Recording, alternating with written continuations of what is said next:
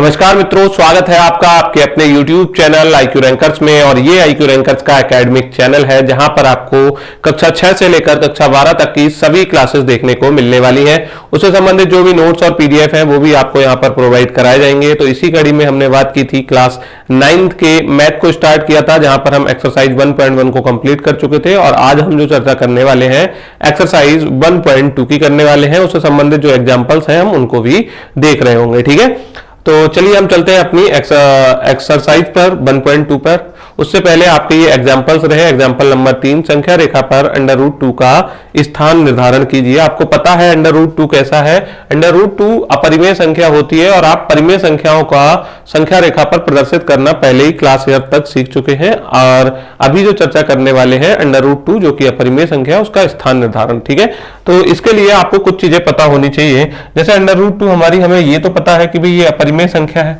ठीक है, √2 आपकी क्या है, अपरिमेय संख्या है, ये तो आपको पता है।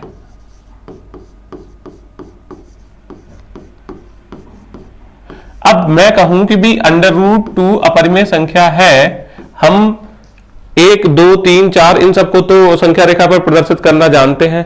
√2 को प्रदर्शित करने के लिए संख्या रेखा पर आपको क्या कुछ चीजों के बारे में पहले जान लेना चाहिए। जैसे अगर मेरे पास कोई अपरिमेय संख्या है या अंडर की फॉर्म की कोई संख्या है, ठीक है, अपरिमेय संख्या हो कोई, या फिर √2 या √3, या फिर मैं कह दूं √m के फॉर्म की कोई संख्या हो, तो उसको प्रदर्शित करने के लिए √m को संख्या रेखा पर प्रदर्शित करने से पहले हमें पता होना चाहिए √m-1 के बारे में। क्लियर है इतना?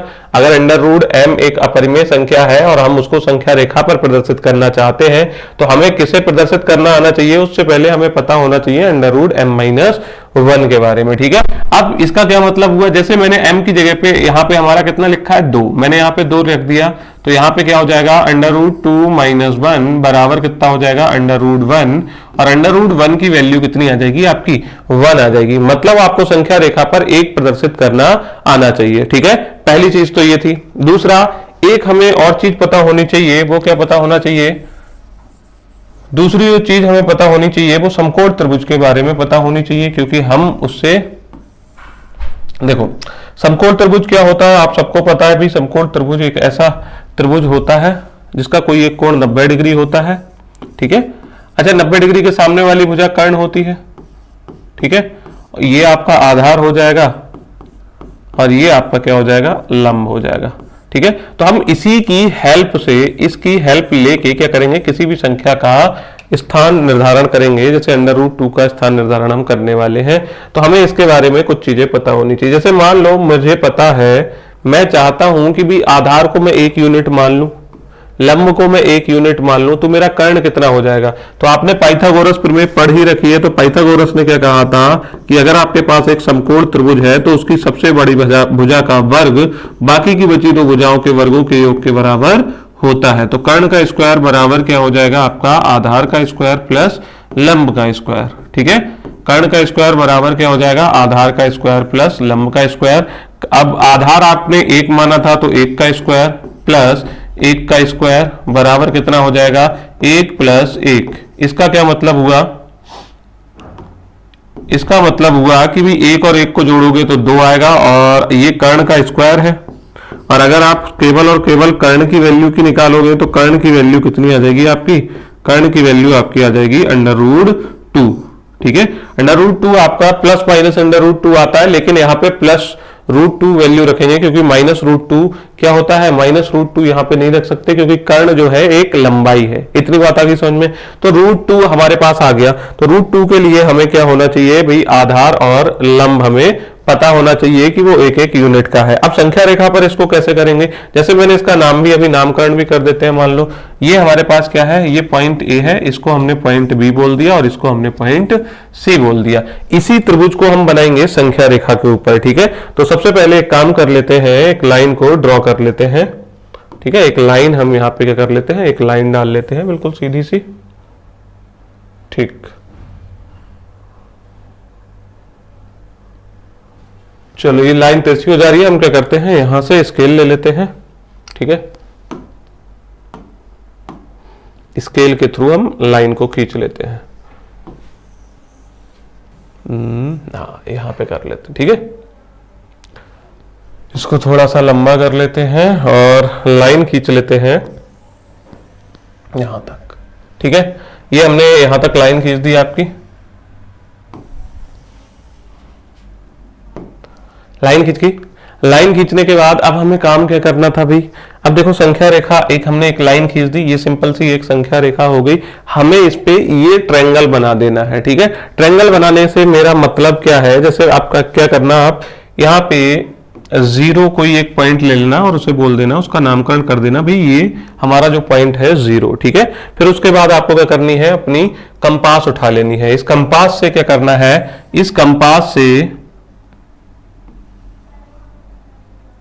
ठीक है, इस कंपास से बराबर डिस्टेंस पे जितने भी कट आप लगाना चाहो वो कट आप यहां से लगा सकते हो। एक कट जैसे हमने ये लगा दिया,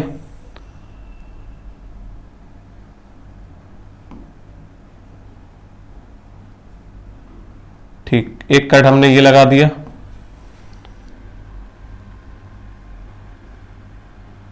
और फिर एक कट हमने ये लगा दिया, ठीक है। अब इसका क्या मतलब हुआ, अगर मैं इनको कहूं तो ये आपका एक इकाई हो जाएगा। ये यहां तक की दूरी, जीरो ओ से लेकर 2 तक की दूरी, ये 0 से लेकर 2 तक की दूरी, ये क्या हो जाएगी 2 यूनिट, और 0 से लेकर 3 तक की यूनिट ये क्या हो जाएगी, यहां तक 1 यूनिट, 2 यूनिट, 3 यूनिट, ठीक है। जैसे आप कह सकते हो 1 सेंटीमीटर की डिस्टेंस ले सकते हो अपने, जो भी है यहाँ पे 1 सेंटीमीटर, इसको भी 1 सेंटीमीटर, ये डिस्टेंस आपकी बराबर रहनी चाहिए। 1 इंच ले सकते हो, 1 सेंटीमीटर ले सकते हो, या फिर कोई बराबर डिस्टेंस ले सकते हो जिसे हम 1 यूनिट कह सकें। क्लियर है इतना। नेक्स्ट चीज हमें क्या करनी थी, अब हमें यहां पे जाके भाई अगर मैंने इस वाले लाइन को खींचा, इसका मतलब ये मेरा आधार होगा, और आधार के लिए मैंने ए और बी बोला था, ठीक है। इसको मैं पेन कलर चेंज कर लेता हूं और इसको मैं क्या कह देता हूं कि भाई ये वाला जो पॉइंट हो जाएगा वो आपका ए हो जाएगा, और ये वाला जो पॉइंट हो जाएगा अभी फिलहाल आपका बी हो जाएगा, ठीक है। और ये हो कितना जाएगा, आधार आपका ए बी आधार है, और ये हो जाएगा आपका 1 यूनिट हो जाएगा, मतलब ए से लेके 1 यूनिट, 1 इकाई ये आपकी हाइट हो जाएगी इसकी। क्लियर है इतना। अब हमें दूसरा काम क्या करना है, दूसरा जो काम करना है आपको उठाना है अपना प्रोटेक्टर। प्रोटेक्टर लेके आना है और प्रोटेक्टर को सेट करना है इस एक पे, और 90 डिग्री का एंगल बना देना है, ठीक है। 90 डिग्री का एंगल बना देना है, ठीक। जैसे मैंने ये प्रोटेक्टर लिया, यहाँ पे एक मैंने निशान लगा लिया 90 डिग्री के ऊपर, इसको हटा दिया, और मैं यहां से क्या कर लेता हूं, एक लाइन ले लेता हूं, ठीक है।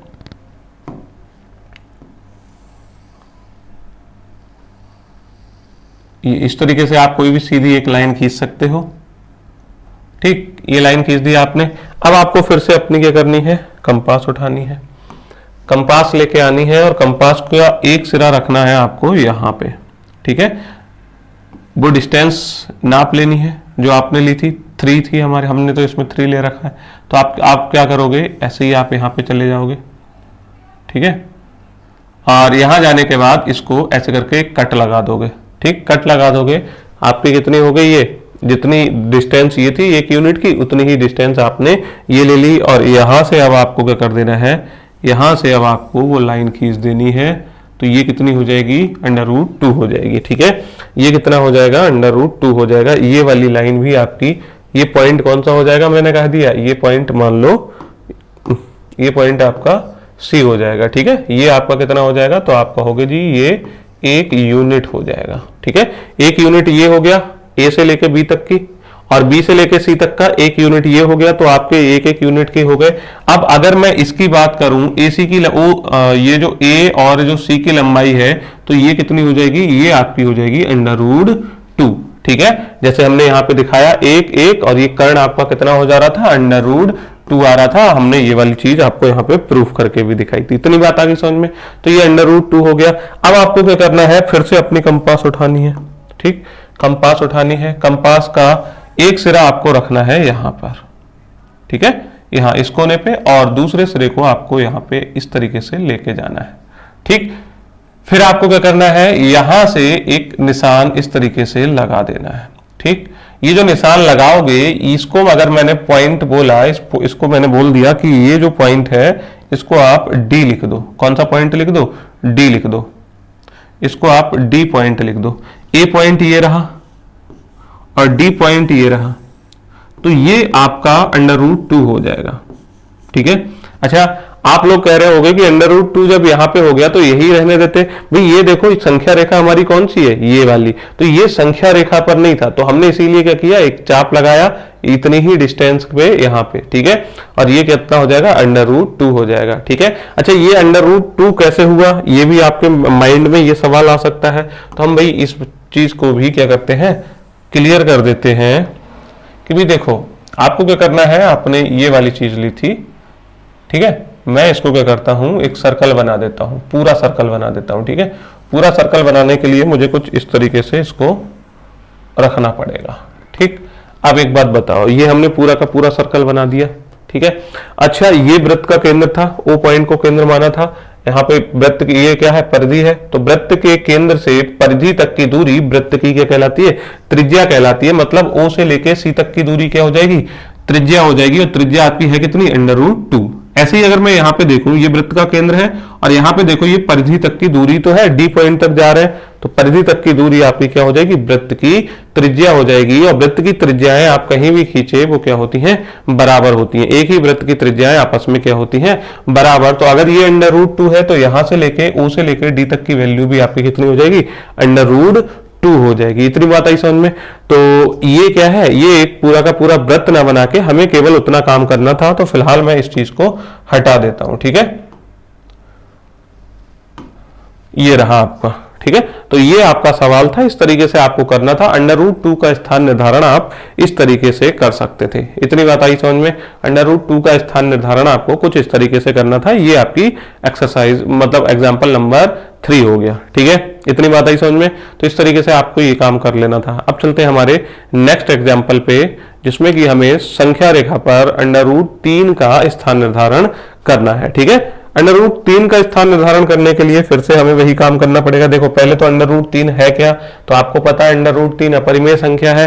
और अपरिमेय संख्या का अभी हमने क्या बताया था, अपरिमेय संख्या के बारे में हमने आपसे कहा था कि जब भी आपको अपरिमेय संख्या के बारे में इस चीज की जरूरत पड़े तो आप क्या कर सकते हो, √m-1।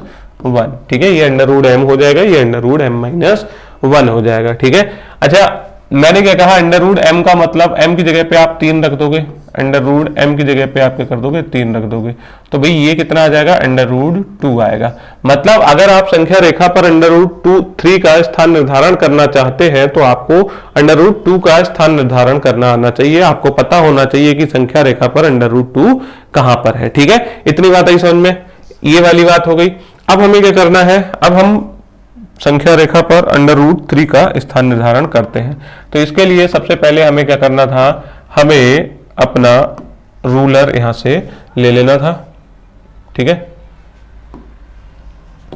तो रूलर लेने के बाद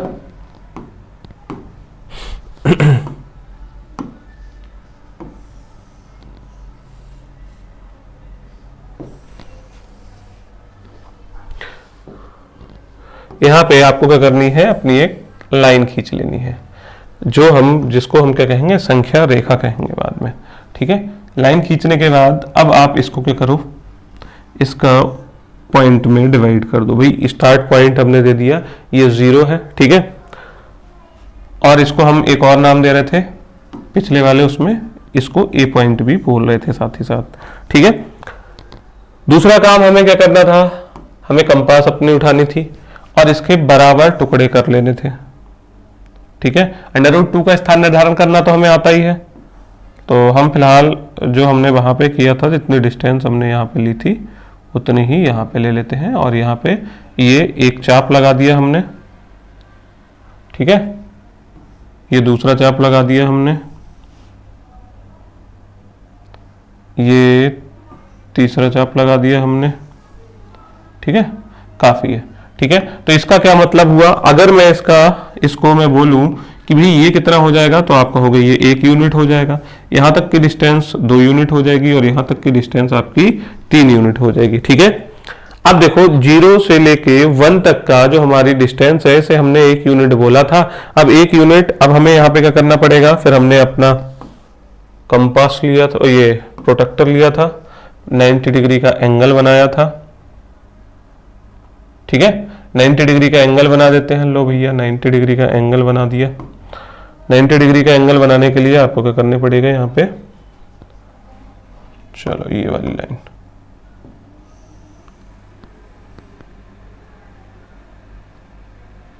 ठीक है, एक सीधी सी लाइन आपको यहाँ पे खींच देनी है, ये 90 डिग्री का एंगल हो गया आपका, ठीक है। इसके बाद आपको क्या करना था, अपनी कंपास उठानी थी, कंपास उठा रहे थे और अपनी कंपास को यहाँ पे लेके आ रहे थे और यहाँ से जितनी डिस्टेंस आपने यहाँ पे ले रखी थी उतनी ही डिस्टेंस लेके आपको क्या करना था, चाप लगाना था, ठीक है। ये इस तरीके से एक निशान लगा देना था और जो कहाँ पे कट कर रहा होगा 1 यूनिट की डिस्टेंस यहाँ तक की आपकी हो गई होगी। मैं इसको, ये 1 हो गया, इसको A बोला था तो मैं अगर इसको B बोल दूं,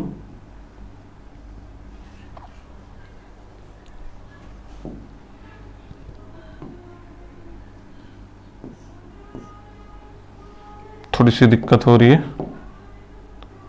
चलो फिलहाल मैं ये काम कर लेता हूं, ठीक है। तो ये आपका क्या हो जाएगा, ये 1 यूनिट हो गया, 0 से 1 तक का 1 यूनिट हो गया, 1 से लेके यहां तक का 1 यूनिट हो गया और ये वाली चीज आपकी कितनी हो जाएगी, √2 हो जाएगी।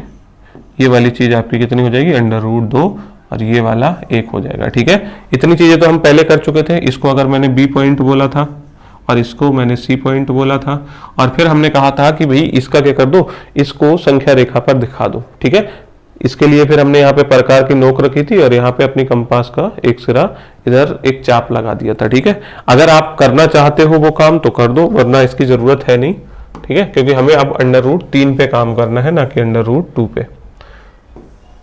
चलो फिलहाल अगर हम √2 का स्थान निर्धारण करते तो हम क्या करते कि भाई यहां से लेके इस तरीके से निशान लगा देते, ठीक है। तो ये आपका क्या हो गया, √2 हो जाता A से लेके B C और इसको अगर मैं D पॉइंट बोल देता तो ये हमारा कौन सा पॉइंट हो जाता, D पॉइंट हो जाता। तो ये आपका क्या हो जाता, A से लेके D तक की वैल्यू आपकी हो जाती है √2 की। अब हमें करना क्या है, √2 का स्थान मतलब √3 का स्थान निर्धारण। तो हमने क्या कहा था कि भी √2 का आना चाहिए, हमें पता चल गई ये √2 यहाँ तक की है, या फिर आप मान लो कि √2 आपका ये रहा, √2 आपका ये भी तो है। तो अब आप क्या करोगे, √2 में क्या कर दोगे, 1 ऐड कर दोगे। √2 में 1 यूनिट आपको ऐड कर देनी है। 1 यूनिट ऐड करने के लिए आपको क्या कर देना है, प्रोटेक्टर उठाना है और इस प्रोटेक्टर को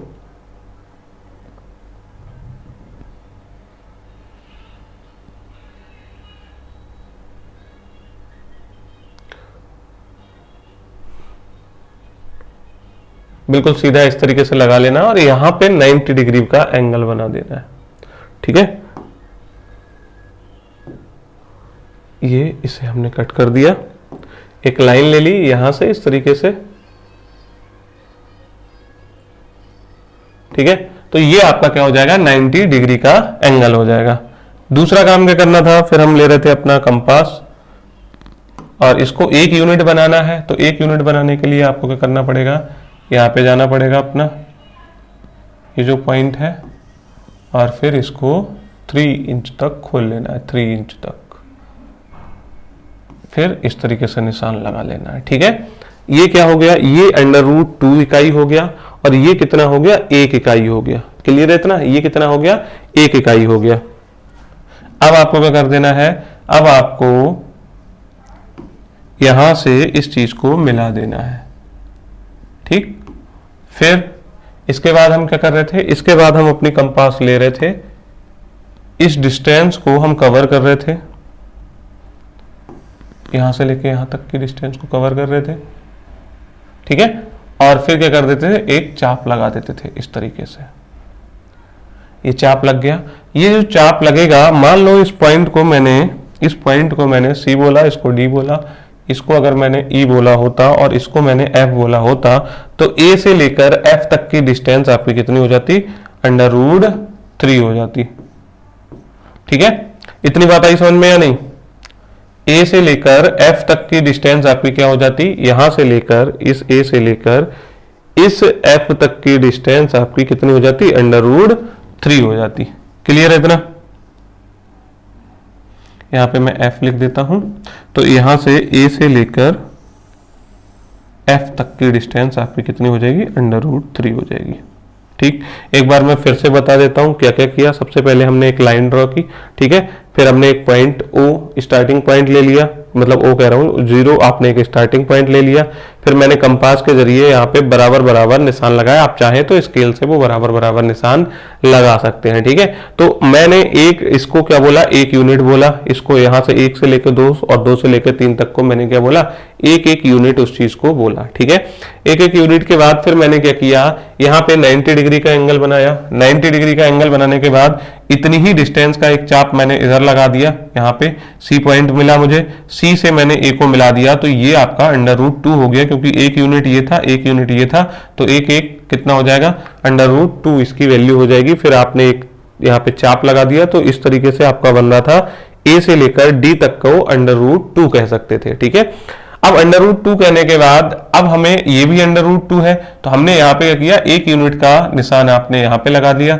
1 यूनिट का निशान आप मतलब 1 यूनिट का जो था एक लाइन आपने यहाँ पे खींच ली 90 डिग्री के एंगल पे, ठीक है। आपको यहाँ पे 90 डिग्री का एंगल बनाना है, ये वाली बात याद रखनी है, यहाँ पे भी 90 डिग्री का एंगल बनाना है, ठीक है। फिर ये आपका 1 यूनिट हुआ, तो √2 का स्क्वायर प्लस 1 का स्क्वायर कितना हो जाएगा, √2 का स्क्वायर 2 हो जाएगा, 1 का स्क्वायर 1 हो जाएगा, तो यहाँ पे कितना आ जाएगा, √3। फिर यहाँ से एक चाप आप यहाँ पे लगा दोगे, क्योंकि ये जो लाइन है ये है तो √3 की, लेकिन ये संख्या रेखा पर नहीं है, तो संख्या रेखा पर प्रदर्शित करने के लिए आपको इस तरीके से ये निशान लगाना पड़ेगा। तो A से लेकर F तक की डिस्टेंस आपकी √3 हो जाएगी। अब एक काम और करना पड़ेगा आपको, साइड में जब आप अपनी कॉपी में कर रहे होगे तो इस बात को प्रूव भी करना पड़ेगा कि भाई ये √3 है कैसे।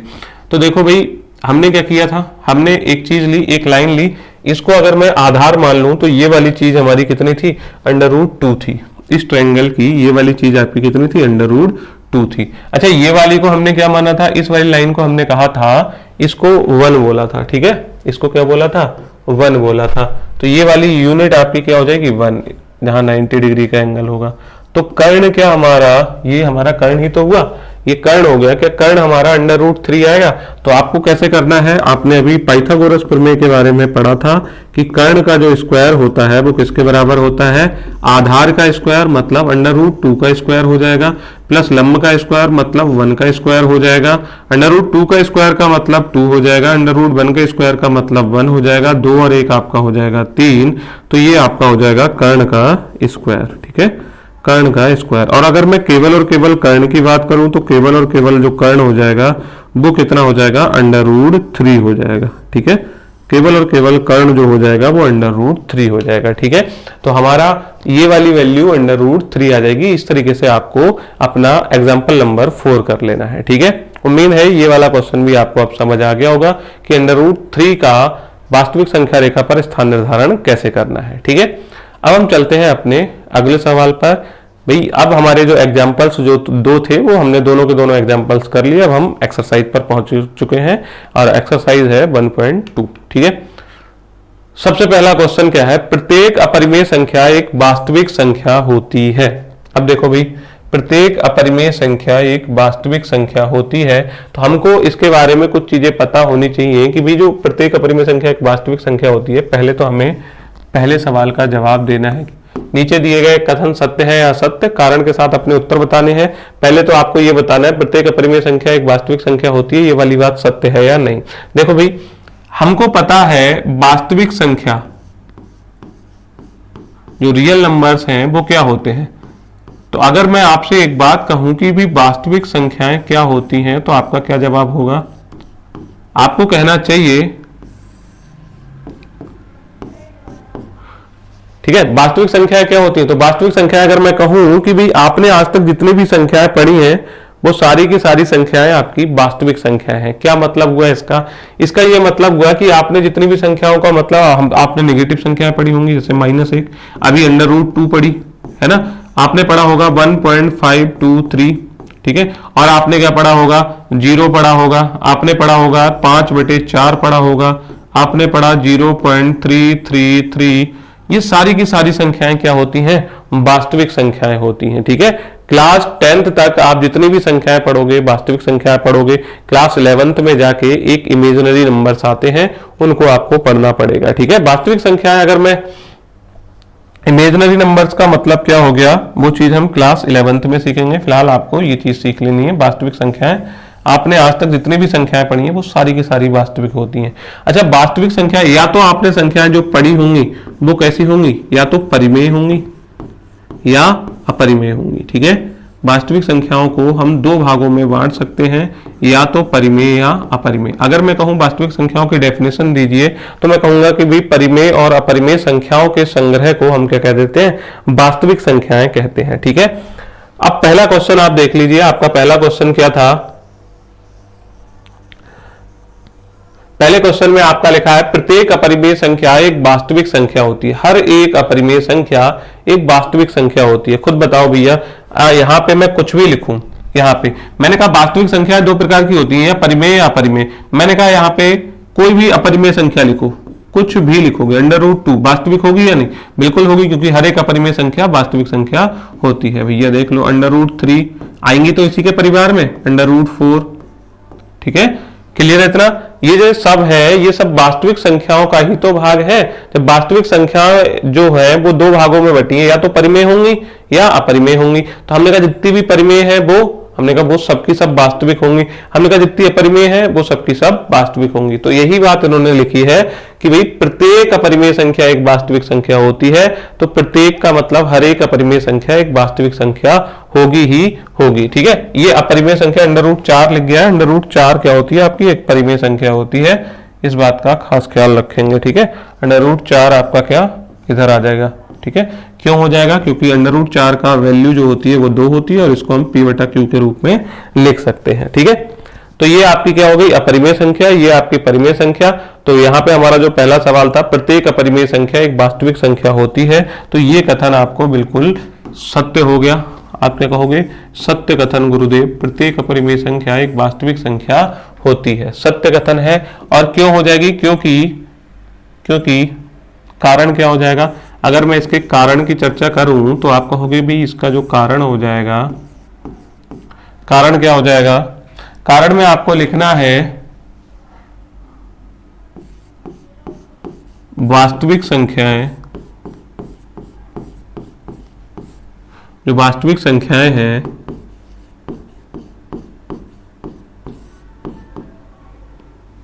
वो किसका संग्रह होती है, परिमेय और अपरिमेय संख्याओं का संग्रह होती है।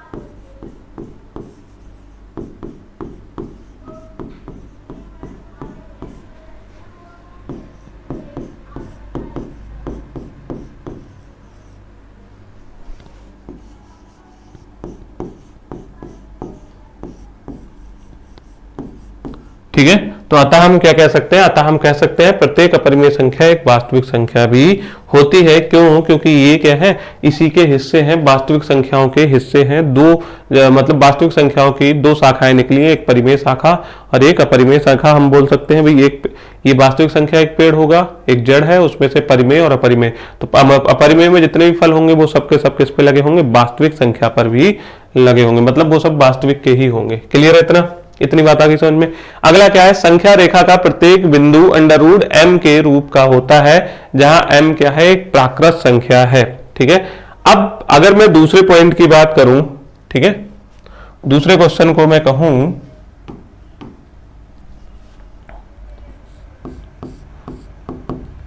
भाई आप क्या करो, संख्या रेखा का प्रत्येक बिंदु √m के रूप का होता है। मैं इसे थोड़ा सा देखो, दूसरा सवाल क्या है, संख्या रेखा का प्रत्येक बिंदु √m के रूप का होता है, जहां m एक क्या है, आपकी प्राकृत संख्या है। अगर मैंने यहां पे की एक लाइन डाली,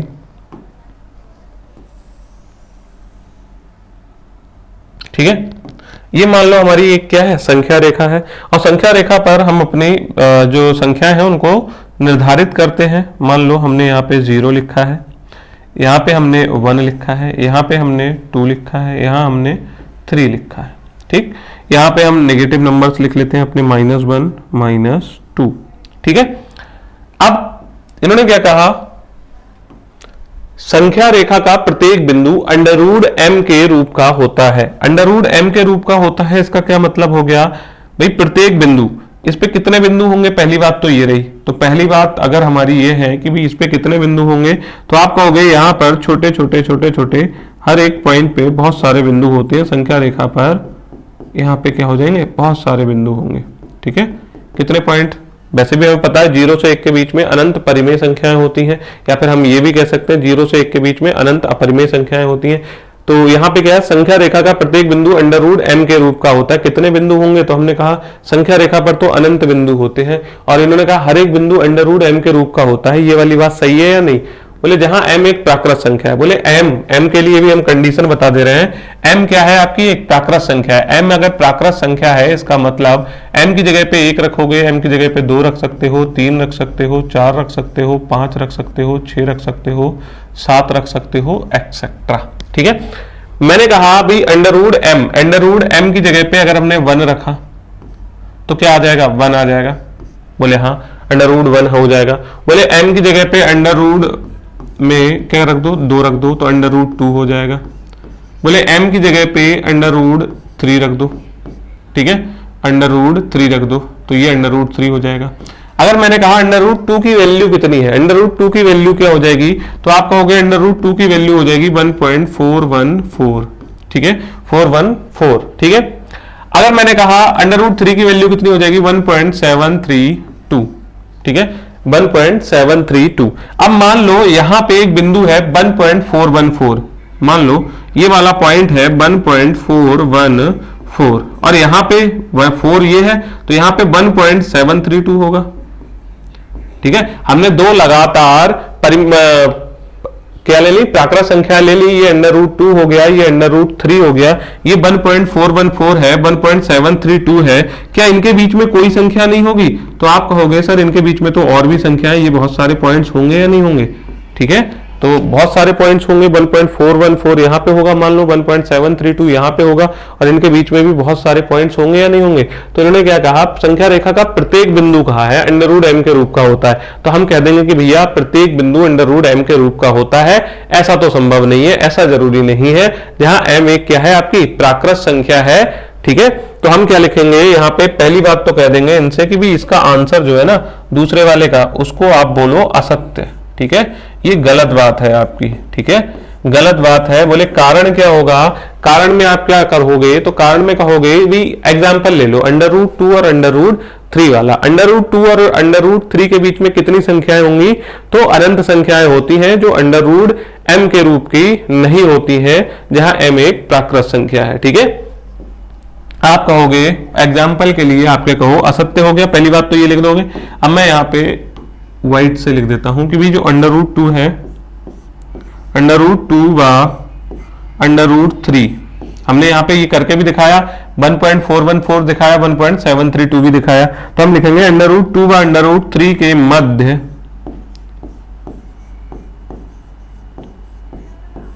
कितनी वो संख्याएं होंगी, अनंत पर अपरिमेय संख्याएं होती हैं। ठीक है, अनंत परिमेय लिख दो या फिर अपरिमेय होती हैं, कुछ भी हो जाएंगी, अनंत संख्याएं लिख देते हैं। ठीक है, अनंत संख्याएं होती हैं।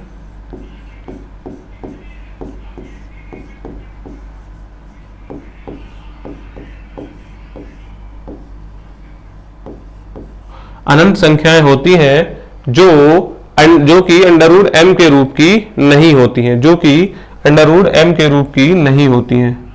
इसको अगले पेज पे लिख देता हूं, अगले स्लाइड पे लिख देता हूं, जो कि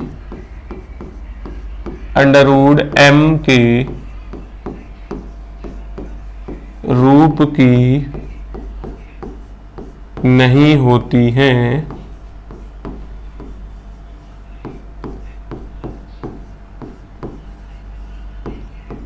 जहां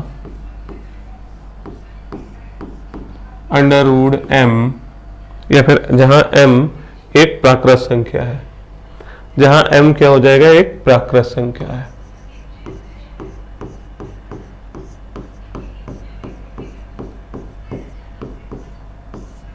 ठीक है,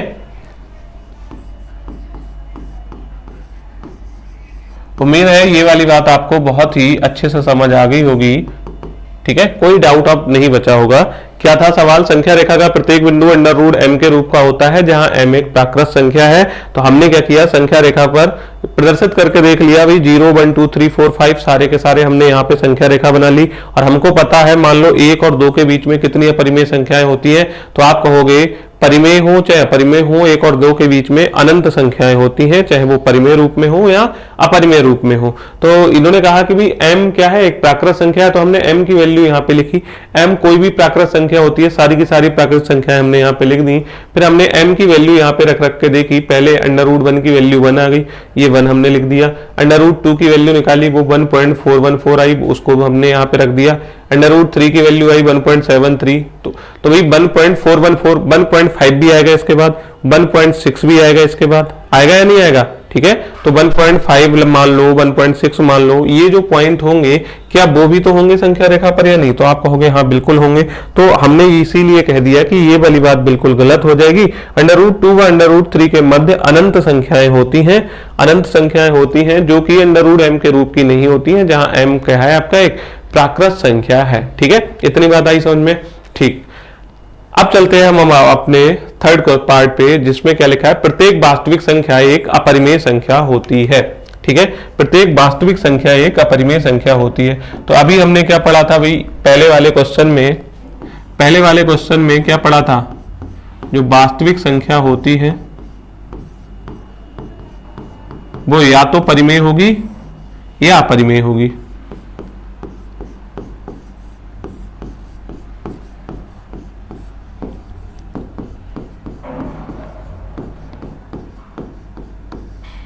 ठीक है, यहां पे उन्होंने कहा प्रत्येक वास्तविक संख्या एक अपरिमेय संख्या होती है। बोले प्रत्येक वास्तविक संख्या एक अपरिमेय संख्या होती है। क्या ये बात सही है? तो आप कहोगे ना जी ना, ये तो बिल्कुल गलत बात है, और आप यहां पे क्या कर दोगे, असत्य बात, असत्य हो जाएगी। ठीक है, क्या हो जाएगा, आप कारण क्या लिखोगे, कारण में लिखोगे वास्तविक संख्या क्या है, वास्तविक संख्या परिमेय और अपरिमेय संख्याओं का संग्रह है। इसका मतलब होता है कि वास्तविक संख्याएं या तो परिमेय होंगी या अपरिमेय होंगी। ठीक है, वास्तविक संख्याएं या तो परिमेय होंगी, मैंने कहा वास्तविक संख्याएं क्या हो जाएंगी, या तो परिमेय या अपरिमेय। तो इन्होंने कहा प्रत्येक वास्तविक संख्या एक अपरिमेय संख्या होती है। हमने कहा भैया 5 ले लो या 5/2 ले लो, ये परिमेय संख्या है क्या, ये अपरिमेय संख्या, ये वास्तविक संख्या है या नहीं? तो आप कहोगे हाँ 5/2 वास्तविक संख्या तो है। क्या ये अपरिमेय संख्या है? आप कहोगे अपरिमेय संख्या नहीं है। तो कारण के लिए आप एग्जाम्पल ले सकते हो, एग्जाम्पल के तौर पे लिख सकते हो कि भाई देखो हमने 5/2 लिया, कारण क्या हो जाएगा, 5/2 एक वास्तविक संख्या तो है, वास्तविक संख्या तो है,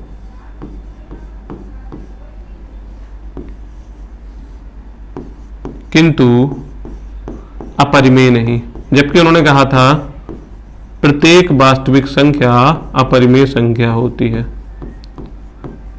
ठीक है, किंतु अपरिमेय नहीं। ठीक है, तो अब हम चलते हैं हमारी नेक्स्ट स्लाइड पे, जहां पे हमें क्वेश्चन नंबर 2 को करना है। क्वेश्चन नंबर 2 क्या है, क्या सभी धनात्मक पूर्णांकों के वर्गमूल अपरिमेय होते हैं? तो पहले तो हमें पता होना चाहिए कि सभी धनात्मक वर्गमूल होंगे क्या, सभी धनात्मक पूर्णांकों के वर्गमूल। तो भैया पूर्णांक होते क्या है, हमें पता है कि भाई पूर्णांक क्या होते हैं। आपने कहा भी पूर्णांक जो होते हैं ना, पूर्णांक आपके -5 -4 इस तरीके से आपके अनंत से चले आ रहे होंगे।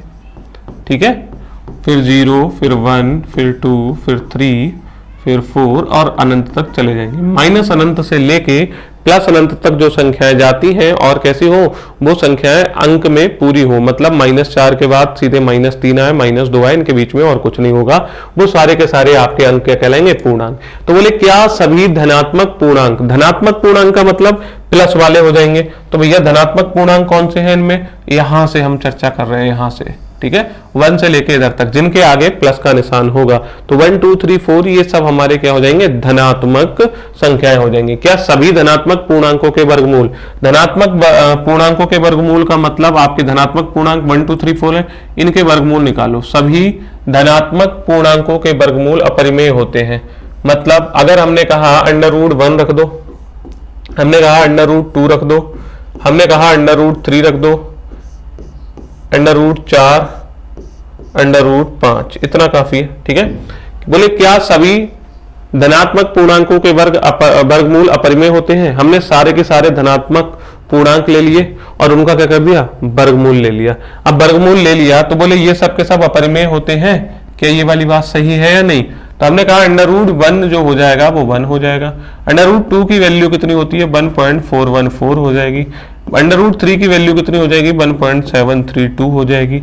√4 की वैल्यू कितनी हो जाएगी, √4 की वैल्यू कितनी हो जाएगी, √2 हो जाएगी। ठीक है, ऐसे ही अगर हमने √5 की बात की तो ये कितना हो जाएगा, 2.236 हो जाएगा मान लो।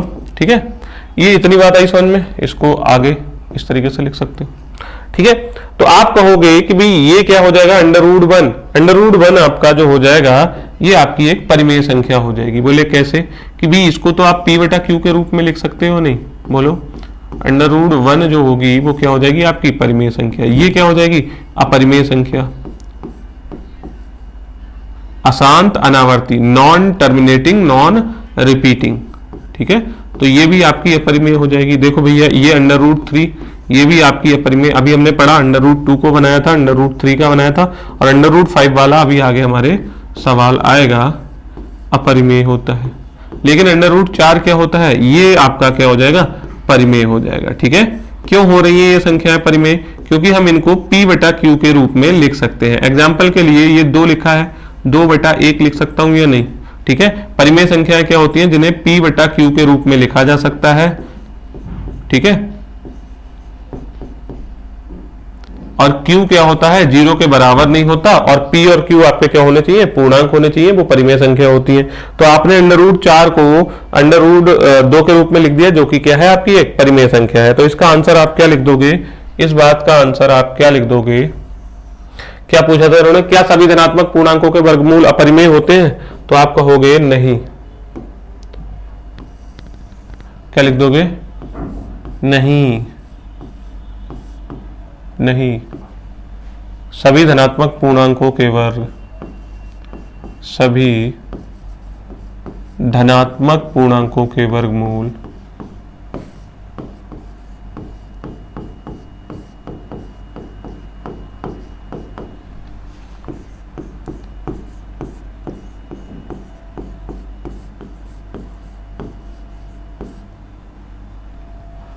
अपरिमेय नहीं होते हैं। हमने देख भी लिया एग्जाम्पल के तौर पे।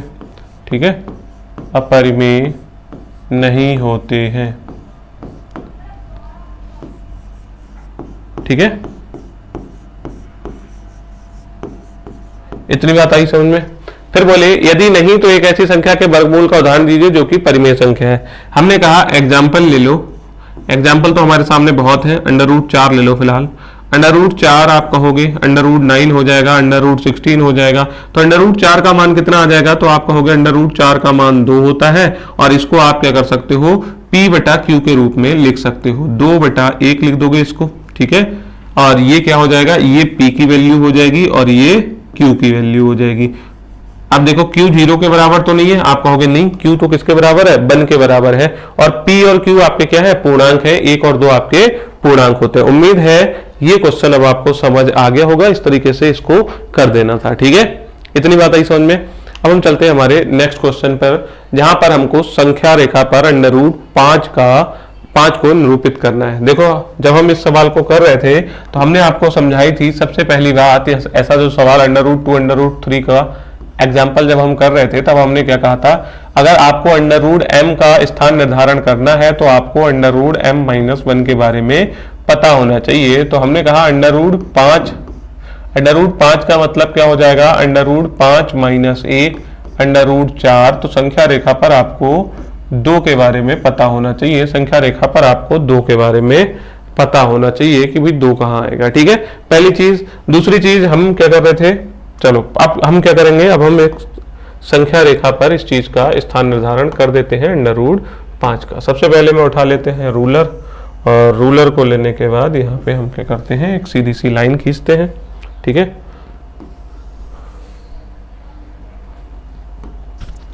इसको करने के बाद हम क्या कर रहे थे, हमने कहा था कि भी अब आप क्या करोगे, आप यहाँ पे कोई पॉइंट ले लोगे। मैं जैसे हमने 0 ले लिया, फिर हम कंपास ले रहे थे और बराबर डिस्टेंस के कुछ चाप लगा दे रहे थे। ठीक है, तो हमने जैसे एक चाप यहां लगा दिया,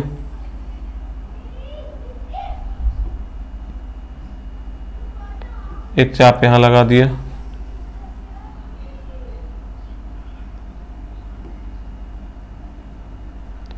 एक चाप यहां लगा दिया। ठीक है, तो ये क्या है, संख्या रेखा पर हमने क्या किया, कुछ पॉइंट्स हमने ले लिए।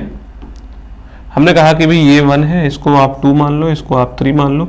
0 से 1 की डिस्टेंस जो है वो 1 इकाई हो गई, और हमें क्या करना है, 2 इकाई लेना है। ठीक है, तो आप 0 से 1 और 1 से 2 चले जाओगे, तो यहां तक की डिस्टेंस आपकी 2 इकाई हो गई। मान लो मेरा पॉइंट ये A है और इसको मैं B बोल दूं, तो AB की वैल्यू आपकी कितनी हो गई, 2 हो गई। क्लियर है इतना? फिर हम क्या करते थे, यहाँ पे 90 डिग्री का एंगल बनाते थे। ठीक है, या आप कह सकते हो लंब डालना है। तो अभी हम इसको इस तरीके से अपना चांदा लेना है। ठीक है, प्रोटेक्टर, यहाँ पे आपको 90 डिग्री का एंगल बना लेना है। और फिर आप क्या कर रहे थे,